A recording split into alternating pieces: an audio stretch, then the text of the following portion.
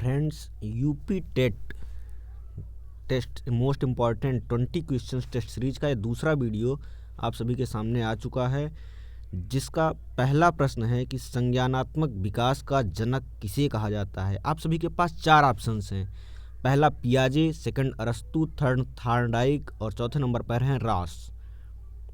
तो आप लोग अपने आप से गेस कर लीजिए। तो जिन्होंने पढ़ा है उन्हें पता होगा कि संज्ञानात्मक विकास का जनक जीन पियाजे को कहा जाता है, अर्थात जीन पियाजे संज्ञानात्मक विकास के जनक हैं। तो हम लोग अब अपने नेक्स्ट क्वेश्चन पर चलते हैं। हमारा नेक्स्ट क्वेश्चन है कि लड़कियों में कौन सी ग्रंथि पाई जाती है। इसे ग्रंथियां बताया था फ्रायड साहब ने।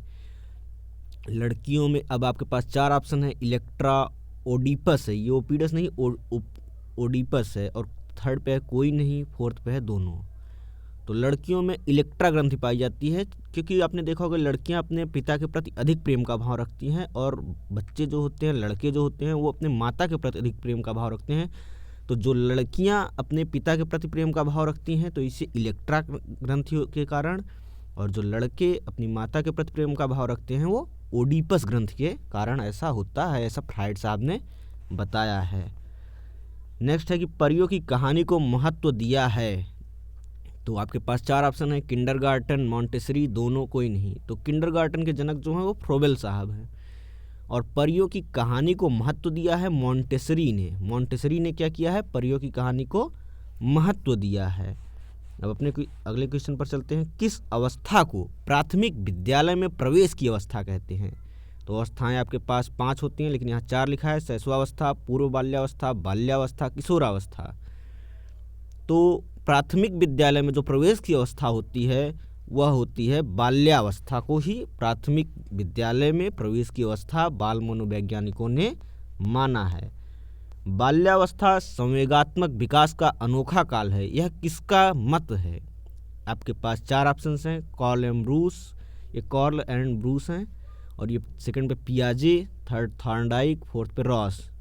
तो यह कहा है कॉर्ल एंड ब्रूस ने कि बाल्यावस्था संवेगात्मक विकास का अनोखा काल है। हम लोग अपने नेक्स्ट क्वेश्चन पे चलते हैं। संचय काल का समय होता है। संचय काल, जिस उम्र में बच्चे कुछ भी पाते हैं तो वो संचय करने लगते हैं, तो संचय काल का समय होता है। तो संचय काल का जो समय होता है वह 6 से 9 वर्ष होता है। आपके पास 4 ऑप्शन से 3 से 6 वर्ष, 6 से 9 वर्ष, 9 से 12 वर्ष, 12 से 18 वर्ष। तो संचय काल का जो समय होता है वह 6 से 9 वर्ष की आयु को संचय काल का समय माना गया है। मिथ्या परिपक्वता का काल कहा गया है। 4 ऑप्शन से शैशवावस्था, किशोरावस्था, बाल्यावस्था, पूर्व बाल्यावस्था। तो आपका सही आंसर जो हो जाएगा मिथ्या परिपक्वता, जिसमें बालक परिपक्व नहीं है। परिपक्वता कब आती है? 12 से 18 साल की आयु में परिपक्वता रहती है, किंतु मिथ्या परिपक्वता के पहले जो बाल्यावस्था होती है उसे ही मिथ्या परिपक्वता कहते हैं। अभी हम लोग अपने नेक्स्ट क्वेश्चन पर चलते हैं। निरुद्देश्य भ्रमण की प्रवृत्ति पाई जाती है, जिसमें कोई उद्देश्य नहीं है कि हमको इस काम के लिए जाना है या उस काम के लिए जाना है, बस उस उम्र में बालक को मन करता है कि बस घूमा जाए। तो यह अवस्था कब होती है? निरुद्देश्य भ्रमण की प्रवृत्ति कब पाई जाती है? 4 ऑप्शंस हैं। पहला बाल्यावस्था, दूसरा किशोरावस्था, तीसरा शैशवावस्था, चौथा पूर्व बाल्यावस्था। तो इसका सही आंसर होगा बाल्यावस्था में बालक को निरुद्देश्य भ्रमण की प्रवृत्ति पाई जाती है। यह है एडोलसेंस। किसकी रचना है? आपके पास 4 ऑप्शंस हैं। पहला ऑप्शन है स्किनर, दूसरा पावलोव, तीसरा जीएस हल और चौथा है गिलफोर्ड। तो इसका सही आंसर जो होगा, जो जीएस हल हैं, यही एडोलसेंस इन्हीं की रचना है। एडोलसेंस नामक पुस्तक इन्होंने ही लिखी है। एक नवजात शिशु का भार कितना होता है? तो ध्यान रखना कि वहाँ आपसे भार जो है वो पाउंड में पूछ लेता है, किलोग्राम में नहीं पूछता है, कि जिससे कि आप लोग बता लें आसानी से। वह आपसे पाउंड में पूछेगा, ग्राम या किलोग्राम इन सब में नहीं पूछता है अधिकतर टाइम। तो 4 ऑप्शंस कौन कौन से हैं? 5 पाउंड, 15 पाउंड, 6 पाउंड, 9 पाउंड। तो एक ट्रिक से याद रखना कि 9 महीने में लड़का पैदा होता है और 9 पाउंड उसका भार होता है। कितना भार होता है? 9 पाउंड उसका भार होता है। हैडो कमेटी एक कमेटी थी, इसका विषय क्या था? यह शैशवावस्था पे अपने मत दी थी, या बाल्यावस्था पे दी थी, या किशोरावस्था पे दी थी, हमको ये बताना है। तो जो हैडो कमेटी थी, इसका जो विषय था जिस पर इसने अपने मत या अपने सुझाव दिए थे, यह था किशोरावस्था पे। हैडो कमेटी ने किशोरावस्था पे अब अगला क्वेश्चन है बुद्धि के दांत कितने होते हैं। तो आपसे कभी कभी ये नहीं पूछता कि बुद्धि के दांत कितने होते हैं, वो पूछ लेता है कि प्रज्ञा के दांत कितने होते हैं। अब ये मत समझना कि हम लड़के हैं तो प्रज्ञा भी लड़की होगी, उसके 32 दांत होंगे। प्रज्ञा मतलब प्रज्ञा बुद्धि का पर्यायवाची है। तो बुद्धि के जो दांत होते हैं वो 4 दांत होते हैं, जिन्हें बुद्धि का दांत कहा जाता है, अर्थात आपके अंदर अब ज्ञान का विकास हो चुका है। किशोरावस्था शैशवावस्था की पुनरावृत्ति है, यह मत है। ऐसा किसने कहा है कि किशोरावस्था शैशवावस्था की पुनरावृत्ति है? तो ऐसा कहा है आपके रास ने। किसने कहा है?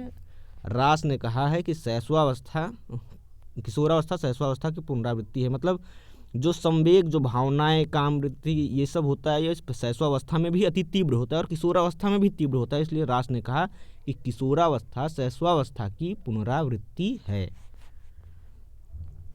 अगला क्वेश्चन है कि अक्षर लिखना शिशु प्रारंभ करता है। तो अक्षर लिखना शिशु कब प्रारंभ करता है? ऑप्शन से आपके पास 3 वर्ष, 4 वर्ष, 5 वर्ष, 6 वर्ष।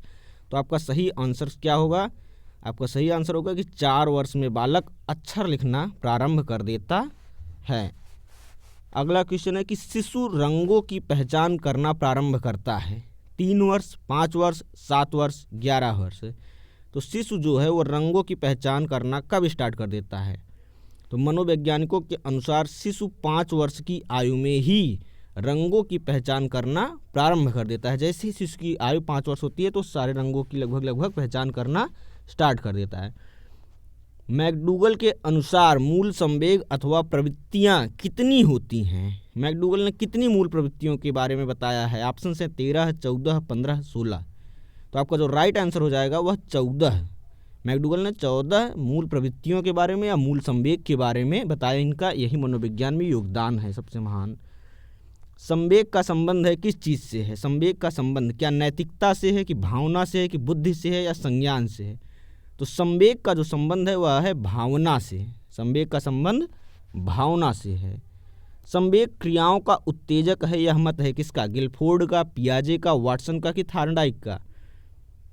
तो यह कथन है संवेग क्रियाओं का उत्तेजक है। तो इसका जो राइट आंसर हो जाएगा यह गिलफोर्ड का है। किसका है? गिलफोर्ड का है। The moral judgement of child किसकी रचना है? The moral judgement of child. आपके पास 4 ऑप्शन हैं, जीन पियाजे, वाइगात्स्की, थार्नडाइक, जीएसएल। तो इसका राइट आंसर जो हो जाएगा जीन पियाजे। The moral judgement of child Jean पियाजे की रचना है। अगले क्वेश्चन पर चलते हैं। पियाजे कहाँ के मनोवैज्ञानिक थे? आपके पास 4 ऑप्शन हैं, अमेरिका, नेपाल, भारत, स्विट्जरलैंड। तो कहाँ के हो सकते हैं पियाजे? तो पियाजे कहाँ के मनोवैज्ञानिक थे?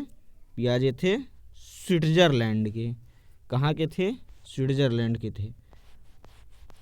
अब धन्यवाद। आज का वीडियो यहीं तक। हमारे 20 क्वेश्चंस समाप्त हो चुके हैं।